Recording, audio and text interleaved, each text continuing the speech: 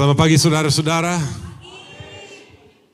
Ibu Julie dan saya sangat senang untuk berada di tengah-tengah saudara satu kali lagi tahun ini, tahun 2025.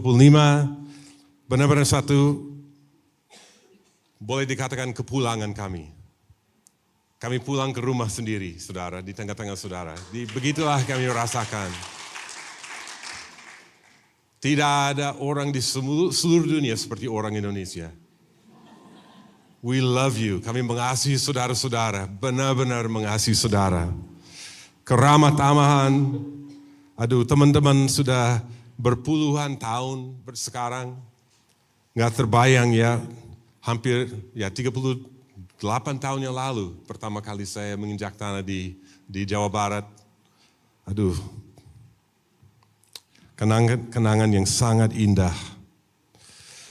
Kami baru selesai dengan menyelesaikan New Life Fellowship of Churches Conference 2 hari yang lalu.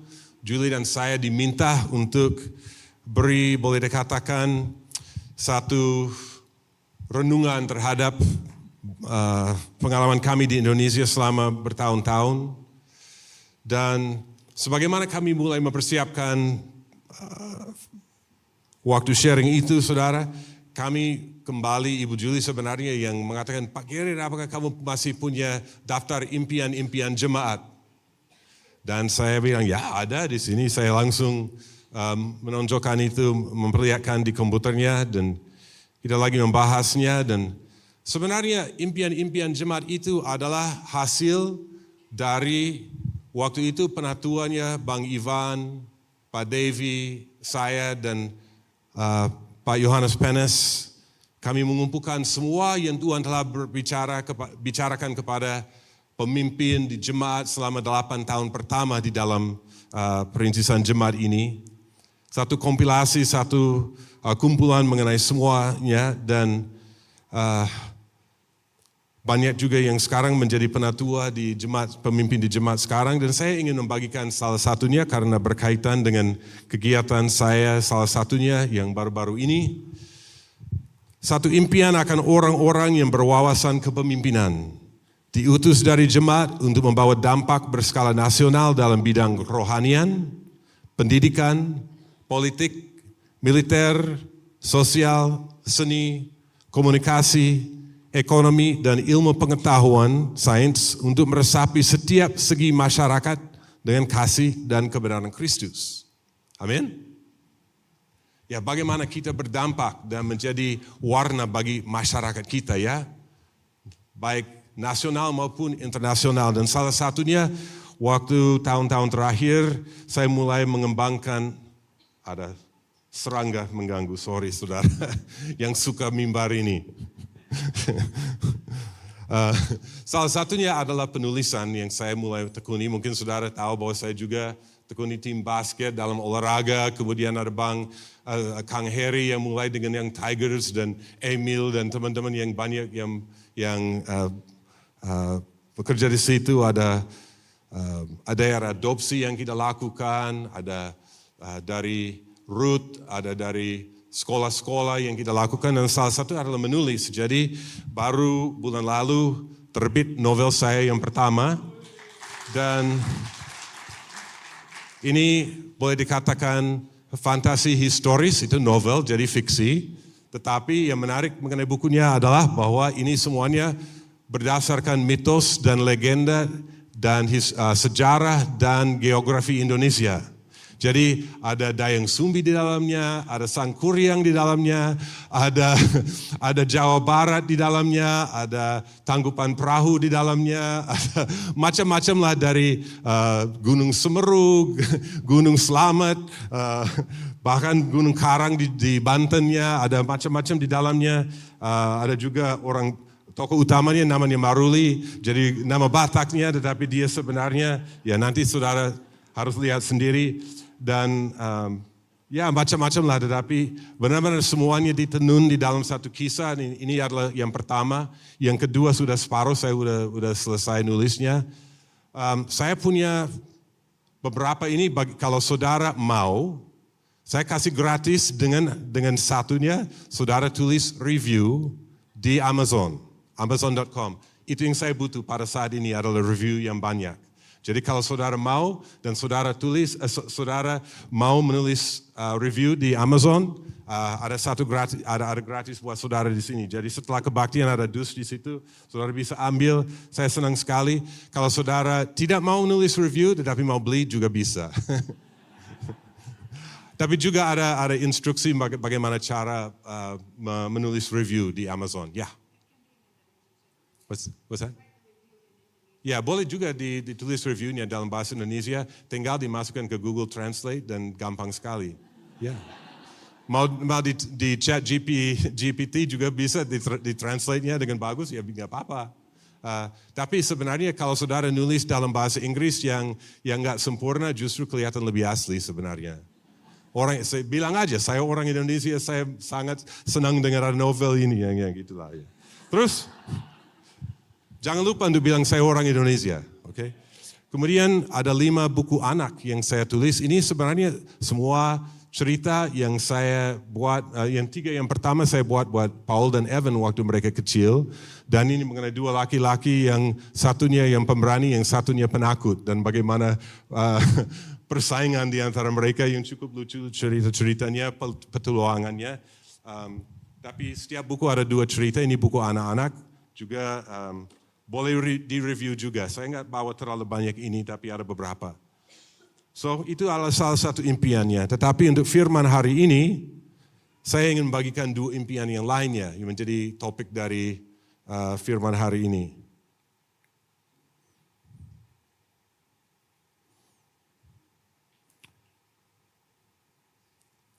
Saya ingin bagikan 2 bagian impian-impian yang belum terrealisir kalau menurut saya. Saya menabur benih kembali, nggak jadi masalah ya. Ya, terserah Pastor Dicky dan penatua di sini, apakah saudara akan mengambilnya secara hurufiah atau mengambil isi hatinya dari Tuhan yang membelakangi semuanya.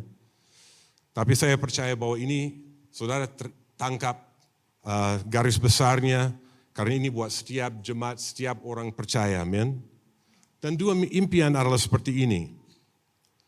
Satu impian akan jemaat-jemaat satelit di Jawa Barat, termasuk Tasikmalaya, Ciamis, Garut, Sumedang, dan Cianjur. Yang kedua, satu impian akan gerakan misi yang mengutus 100 misionaris karir ke negara lain, ratusan orang baik full-timers maupun pekerja ke daerah lain di Indonesia untuk merintis jemaat baru, dan ribuan orang yang diutus dalam perjalanan misi jangka waktu pendek. Hati Tuhan untuk kita bergerak. Hati Tuhan untuk kita mau meninggalkan yang nyaman, pergi ke tempat yang lain, yang asing buat kita, yang mungkin tidak kita terlalu tahu atau tidak terlalu kenal. Sebagaimana saya membagikan pengalaman saya ketika saya diutus ke Bandung tahun 87 dari Jakarta, saya membagikan di conference kemarin bahwa saya sebenarnya takut sekali. Saya takut sekali. Saya ada di dalam negara yang baru belajar bahasanya, belum fasih. Saya tidak kenal siapa-siapa di Bandung. Saya baru mulai punya teman-teman yang mulai akrab di Jakarta, baru punya teman-teman baru, persahabatan yang baru, dan peranan pelayanan yang cukup mulai enak dan nyaman di Jakarta. Dan untuk diutus ke kota lain itu sangat mengerikan bagi saya. I was really afraid. Saya benar-benar takut. Dan salah satu yang saya paling takut adalah kesepian. Saya takut menjadi seorang asing di dalam kota yang tidak saya kenal. Semua di dalam jemaat di Jakarta waktu itu udah mulai bagus, dan saya senang sekali di dalam kemajuan dan perintisan dan penginjilan yang sedang terjadi. Saya takut gara-gara dukungan keuangan, macam-macam yang saya takuti. Dan saya bertanya-tanya dalam hati saya, apakah warisan perintisan jemaat di dalam jemaat kita di sini telah kehilangan arah. Karena mungkin dalam hati saudara, mungkin di dalam hati jemaat ini, karena ketakutan yang sama. Kesepian, tidak kenal siapa-siapa, lingkungan baru, apakah nanti ada aniaya, apakah ada pertentangan dari masyarakat, takut isolasi tersendiri, takut kehilangan persahabat-sahabat yang sudah akrab, rasa aman di dalam kenyamanan satu jemaat yang sehat dan berhasil, takut bahwa kita akan kehilangan semua kenyamanan dari kota besar, pergi ke tempat di mana tidak ada Starbucks,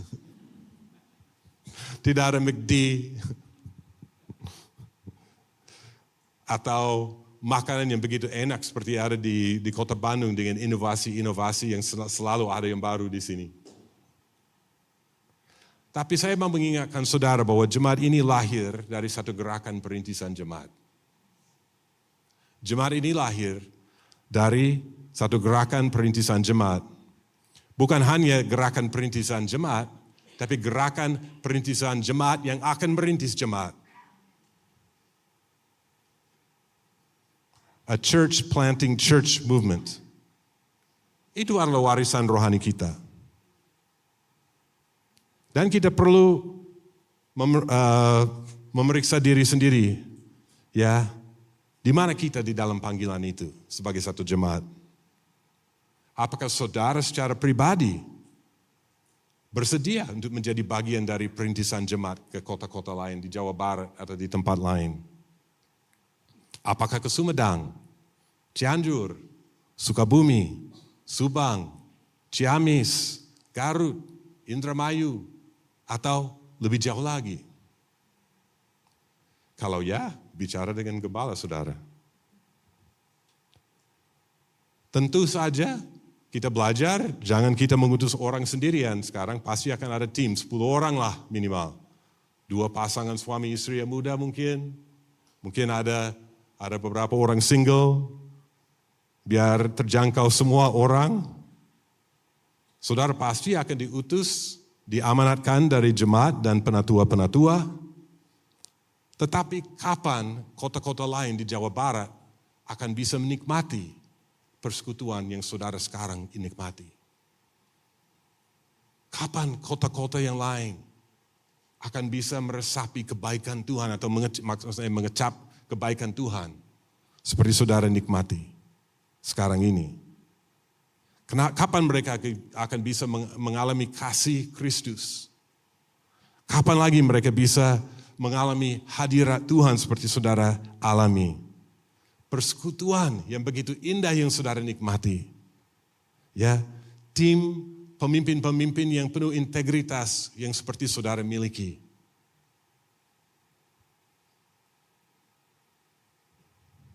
Saudara sudah tahu bagaimana cara mengutus orang untuk merintis pelayanan di jemaat ini? Setara, CBCS, Daerah Adopsi, Ruth, Puspa, Young Tigers, Metro, yang maaf kalau saya nggak sebut semua yang ada. Ya, saudara sudah tahu cara untuk mengutus tim untuk merintis satu pelayanan di dalam kota. Kenapa nggak diperlebar sedikitlah untuk memperluasnya supaya ada tim yang mau merintis jemaat di tempat lain. Jadi mari kita masuk ke dalam firman Tuhan. Kita akan banyak baca hari ini dari Kisah Para Rasul 13 dan 14. Firman ini disebutkan The Church Planting Cycle atau siklus perintisan jemaat. Di dalam Kisah Para Rasul 13, kita mulai melihat pertama kali ada satu misi jangka panjang, upaya misi jangka panjang di dalam Perjanjian Baru.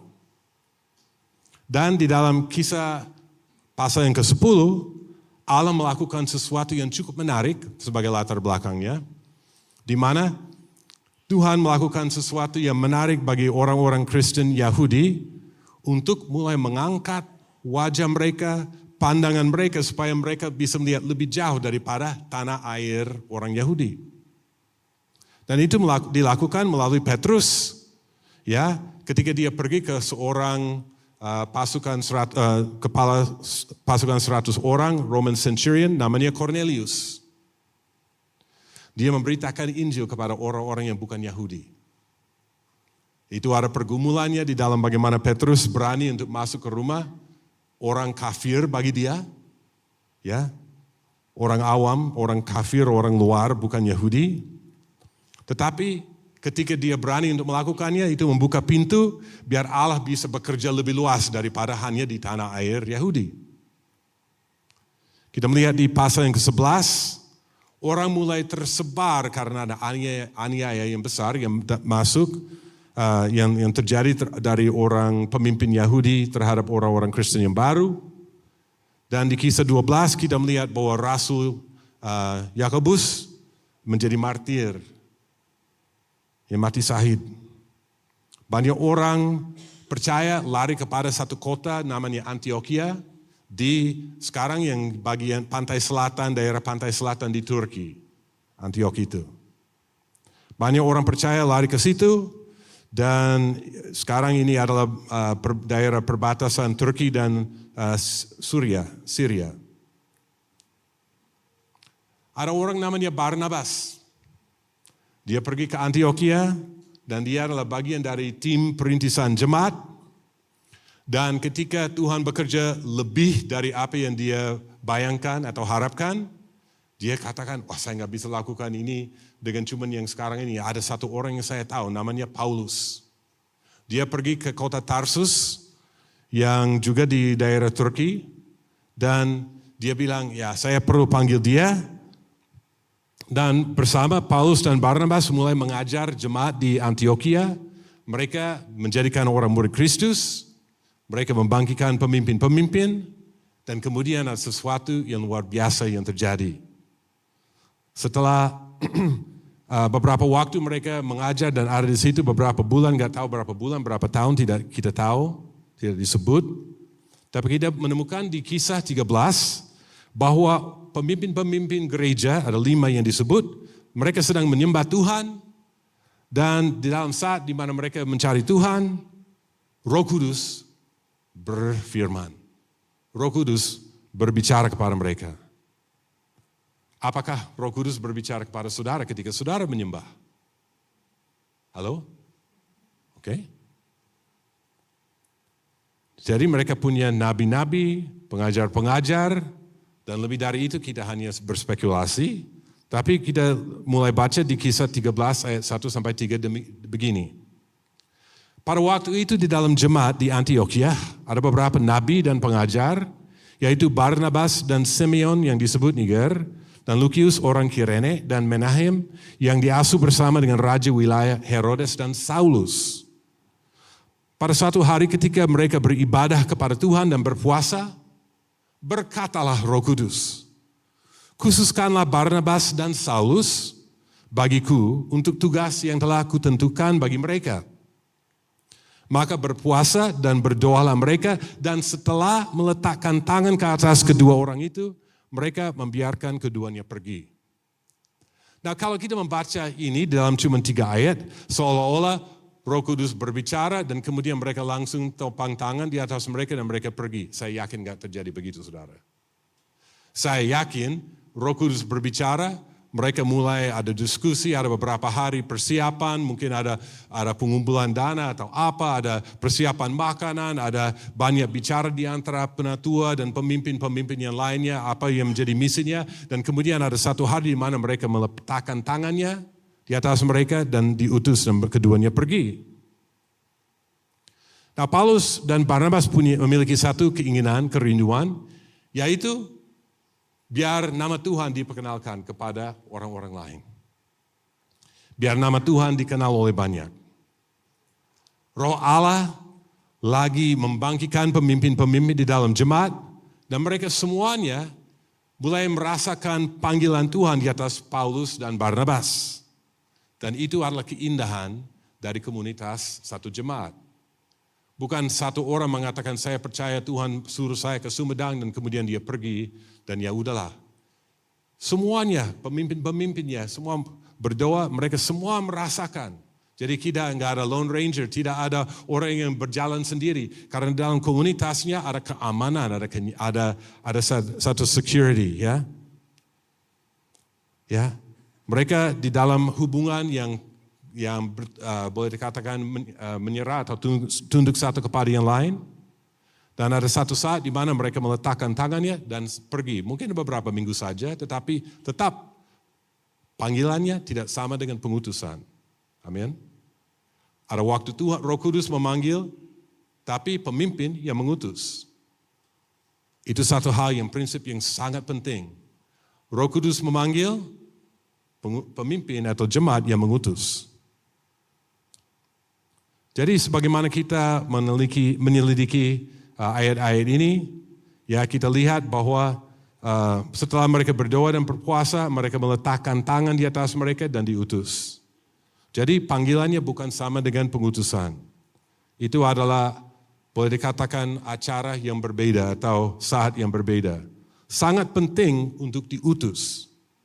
Karena saudara-saudara yang ada di sekelilingmu paling mengenal saudara. Mereka tahu saudara. Ya, dan kita akan mulai punya satu keberanian untuk melepaskan orang atau mengutus orang ketika itu adalah waktu yang tepat untuk diutus. Ya. Atau kadang-kadang juga pernah terjadi dalam hidup saya. Gerrit, maaf belum waktunya. Dan saya belajar tunduk sampai sudah siap waktunya. Saya katakan kepada gembala saya di Amerika waktu itu, Saudara Pastor Brian pernah ke sini. Ketika saya pertama bergabung dengan jemaatnya di Amerika, bahwa kalau Julie dan saya pernah merasakan bahwa kami akan kembali ke Indonesia atau ke tempat lain, ya, saya tidak akan mau pergi sendiri kecuali diutus dari jemaat. Saya tunduk kepada gembala saya setempat. Saya enggak mau pergi tanpa berkat dan restu pengutusan dari jemaat. Karena dengan restu dan berkat dari jemaat, saya tahu bahwa kita akan didukung dalam doa. Saya tahu bahwa akan ada tim-tim yang akan mengunjungi kami. Saya tahu bahwa kita akan punya jemaat di mana anggota-anggotanya akan percaya di dalam iman bersama-sama dengan kami, biar Allah melakukan hal-hal yang mustahil melalui kehidupan kami. Amin. Amin. Jadi dengan berkat itu dan persediaan yang jemaat Antioquia persiapkan bagi mereka, Paulus dan Barnabas berangkat. Mereka pergi ke Salamis di Siprus, dan mereka menyeberangi pulaunya sampai ke kota namanya Paphos. Saya nggak tahu bahasa Indonesianya, bahasa Inggrisnya Paphos. Dari situ mereka pergi ke Pisidian Antioquia atau Antioquia yang kedua, di dalam perbukitan atau pergunungan di pertengahan daerah Turki. Dan di dalam pasal 14, mereka pergi ke satu kota namanya Iconium. Lebih banyak penganiayaan yang terjadi. Dari situlah mereka pergi ke kota namanya Listra dan Derbe, tetap memberitakan Kristus dan juga mengenai kebangkitan Yesus Kristus. Nah di Listra, Allah mempergunakan Paulus untuk menyembuhkan seseorang yang lumpuh dari lahir. Orang-orang lokal, mereka semua lihat itu dan mereka mau mulai menyembah Paulus dan Barnabas sebagai dewa-dewa yang mereka sudah kenal, Zeus dan Hermes. Ya, pada zaman penyembahan berhala orang Yunani. Tetapi Paulus dan Barnabas mengatakan janganlah, ya, kami orang normal biasa seperti saudara-saudara. Kemudian ada beberapa orang Yahudi yang datang dari kota lain dan mereka datang dan mulai memfitnah, bikin huru-hara. Dan kemudian mereka mengambil Paulus dan melempar batu kepada dia, merajam dia sampai meninggal. Tapi Paulus bangkit dari antara orang mati, dan kita lihat di pasal 14 ayat 21 seperti ini. Bagian berikut yang akan kita baca. Paulus dan Barnabas memberitakan Injil di kota itu dan memperoleh banyak murid. Kalau memberitakan Injil yang sebenarnya akan memperoleh banyak murid. Kalau memberitakan Injil kasih, memberitakan Injil kemakmuran, memberitakan Injil yang lain. Seperti Paulus banyak ceritakan di kitab Galatia ya. Kalau memberitakan separuh dari Injilnya, kita nggak dapat murid saudara. Kita dapat pengikut. Kalau ada aniaya atau masalah, mereka akan cepat pergi. Tapi kalau kita memberitakan Injil sepenuhnya, kita akan memperoleh murid Kristus. Amin saudara?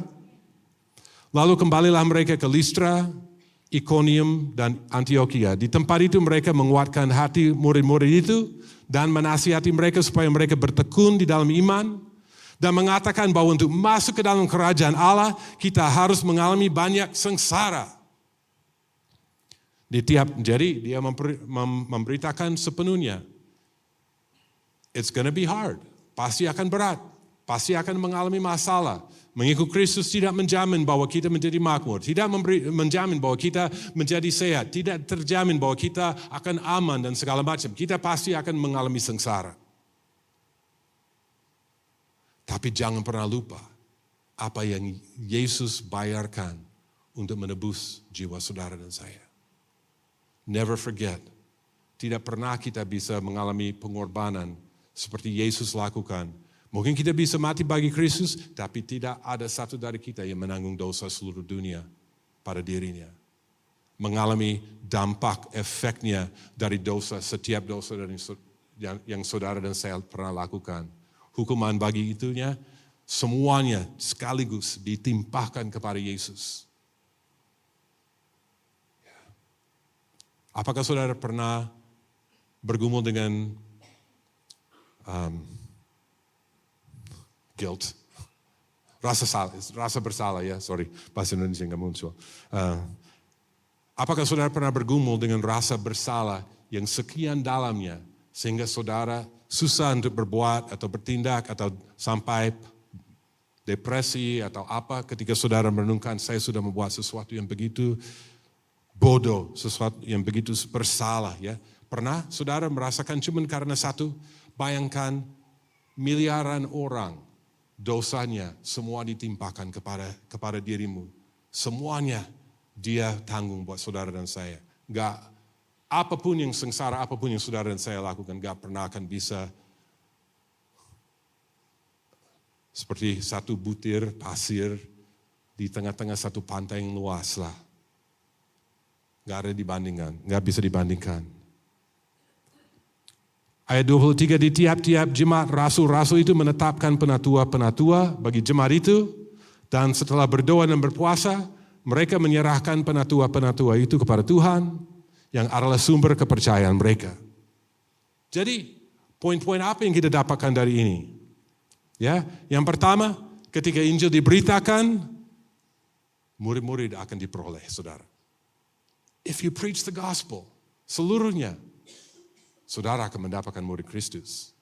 Saudara pernah memberitakan Injil kepada orang dan kemudian sepertinya susah-susah untuk mau diajar, susah untuk dia kenapa dia nggak bersikap seperti saya yang mau memberikan semuanya kepada Tuhan? Itu barangkali karena saudara belum memberitakan Injil sepenuhnya bagi dia. Tapi kalau saudara memberitakan Injil sepenuhnya sehingga dia tahu bahwa dia adalah pendosa dan tidak ada jalan keluar kecuali selain dari melalui Yesus Kristus, bahwa dia menebus dan dibeli boleh dikatakan buat dirinya. Saudara menjadi milik Kristus kecuali saudara memberitakan seluruhnya. Saudara nggak akan memperoleh murid Kristus. Ketika berita yang aman diberitakan, hasilnya adalah sesuatu yang gak ada orang yang sebenarnya mau. Tuhan juga tidak mau, jelas. Tapi ketika Injil sepenuhnya diberitakan, apa yang terjadi? Kelahiran baru. Murid Kristus dijadikan. Pemimpin-pemimpin mulai bangkit. Disciples are made. Leaders are made. Murid-murid jadi. Pemimpin-pemimpin jadi. Kemudian kita lihat di 4 ayat yang berikutnya, di ayat 24. Mereka menjelajah seluruh Pisidia dan tiba di Pamfilia. Di situ mereka memberitakan firman di Perga, lalu pergi ke Atalia di pantai. Dari situ berlayarlah mereka ke Antioquia. Di tempat itulah mereka dahulu diserahkan kepada kasih karunia Allah untuk memulai pekerjaan yang telah mereka selesaikan. Setibanya di situ, mereka memanggil jemaat berkumpul, lalu mereka menceritakan segala sesuatu yang Allah lakukan dengan perantara mereka, dan bahwa Ia telah membuka pintu bagi bangsa-bangsa lain kepada iman. Di situ mereka lama tinggal bersama-sama dengan murid-murid itu. Perhatikan bahwa yang pertama, Paulus dan Barnabas kembali ke jemaat asal mereka karena mereka misionaris. Ini lain dari perintisan jemaat. Kita ngomong 2 hal hari ini, tetapi roh yang sama. Ya. Paulus dan Barnabas kembali ke jemaat asal mereka. Mereka lama tinggal bersama-sama dengan jemaat itu dan mereka menceritakan segala sesuatu yang Allah lakukan dengan perantaraan mereka. Ya. Kalau saudara diutus sebagai misionaris, perintis jemaat, enggak apa-apa saudara datang kembali untuk menceritakan. Habiskan 1-2 minggu lah, biarlah pemimpin lain di tempat baru, mereka mimpin 2-3 minggu lah. Saudara kembali dan ceritakan, bersekutu dengan teman-teman yang lama yang saudara dari dulu kenal. Biar saudara dikuatkan, biar saudara disegarkan, biar orang-orang bisa diingatkan untuk berdoa bagi saudara. Dan mereka ceritakan segala sesuatu yang Allah lakukan dengan perantaraan mereka. Mengapa hal-hal itu penting? 1, karena jemaat yang mengutus saudara telah mengambil risiko ketika mengutus saudara. Tidak semua yang diutus berhasil dalam perintisan jemaat. That's okay. Nggak jadi masalah. Tuhan sangat berkenan dengan sikap atau postur hati saudara. Dia senang bahwa saudara merelakan diri. Itu kita seluruh jemaatnya mestinya bersuka cita. Berhasil tidak berhasil, minimal kita melakukan apa yang Tuhan panggil kita untuk lakukan. Amin. It's okay. Failure is okay. Kegagalan itu nggak ada masalah saudara. Asal kita lakukannya dengan penuh integritas dan tetap bersandar kepada Tuhan. Tuhan itu berkenan dengan kerelaan hati kita untuk mentaatinya. Amin. Yang kedua, ya, alasan kita melakukan ini seperti ini, kenapa hal-hal itu penting? Jemaat yang telah mengutus saudara, kemungkinan besar mengalami kekosongan di dalam kepemimpinan. Saya tidak bisa membayangkan betapa besarnya kekosongan dalam kepemimpinan di jemaat Antioquia yang mereka alami ketika mereka mengutus Paulus dan Barnabas. Itu orang luar biasa. Bayangkan, gak ada Barnabas lagi, gak ada Paulus ini. Mereka berdua justru perintis jemaat ini. Kemana mereka? Bagaimana? Gak mungkin akan ada orang seperti Paulus. Gak mungkin pernah akan ada orang seperti Barnabas. Betul gak pernah akan ada. Tetapi ada yang baru. Yang Tuhan bangkitkan, amin. And itu baik. Ya. Tentu saja Allah itu baik. Dan dia telah mempersiapkan orang-orang untuk menggantikan orang-orang yang telah diutus. Tidak dengan warna yang sama, ya, seperti Pak Juliono dan kemudian sekarang Pak Diki, ya, semuanya punya warna yang berbeda-beda, tidak akan menjadi seperti saya dan saya senang mereka tidak semua seperti saya. I'm glad they're not like me.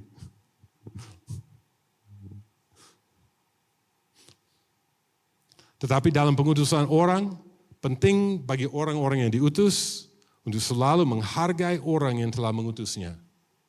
Karena itulah salah satu dari ke-10 firman Allah.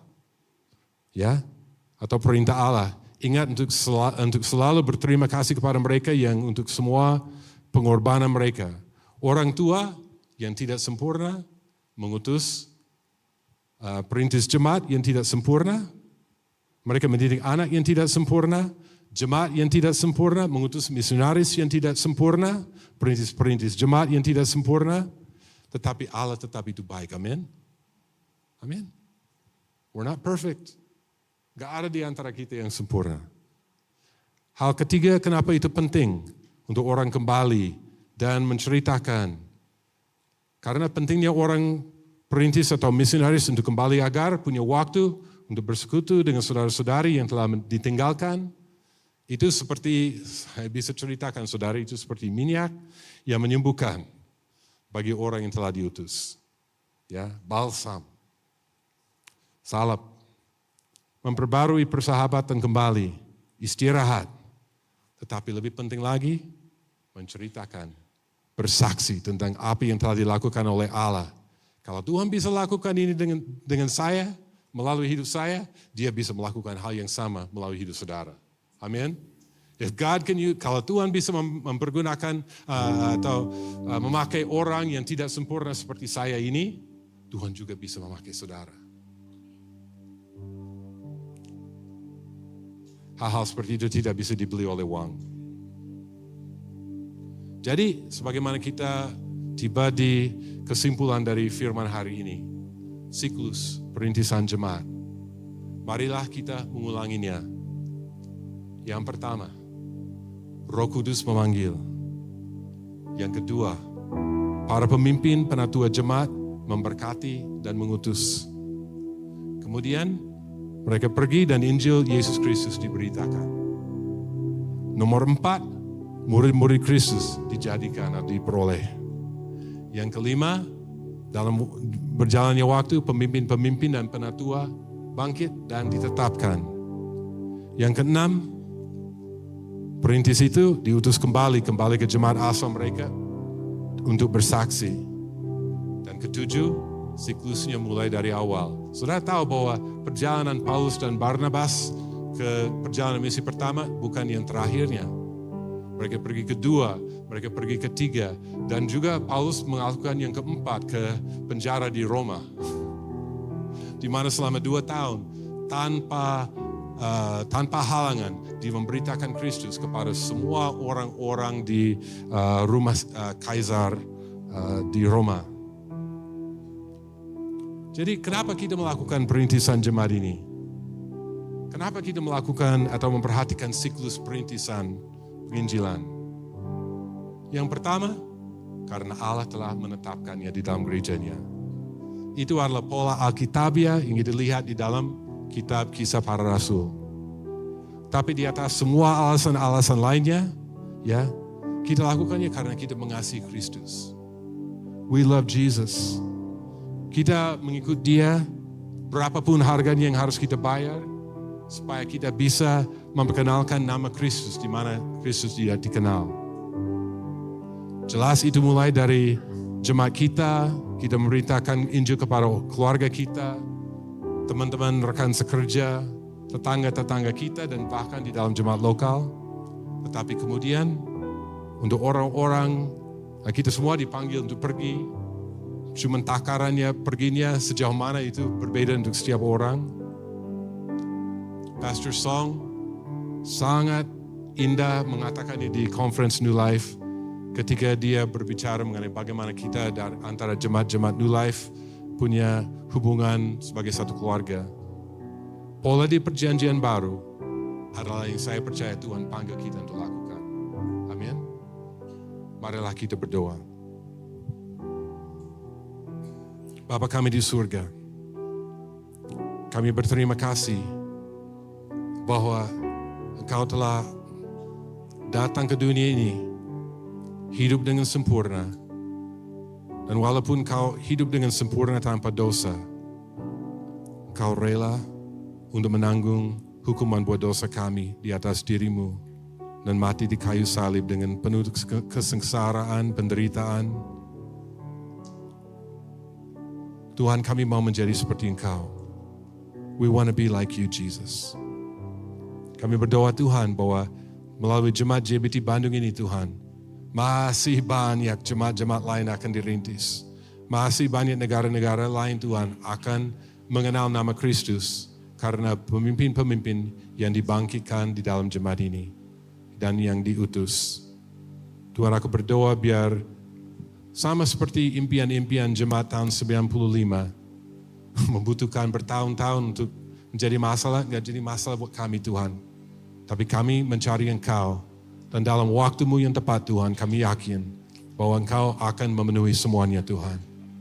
Karena Kau setia kepada kami. Tuhan, kami serahkan diri kami kepada Engkau. Tuhan, kalau ada orang hari ini yang tahu bahwa mereka dipanggil, Tuhan, untuk pergi apakah bagian dari tim, pemimpin dari tim, cuma untuk orang yang mendukung dengan kehadirannya, dengan keuangannya, bagaimanapun dengan doa. Tuhan, aku berdoa biar Engkau membangkitkan di tengah-tengah kita Tuhan, hati untuk memberitakan Injil di Yudea, Samaria, sampai ke ujung bumi. Terima kasih Tuhan. Kami berdoa di dalam nama Tuhan Yesus Kristus.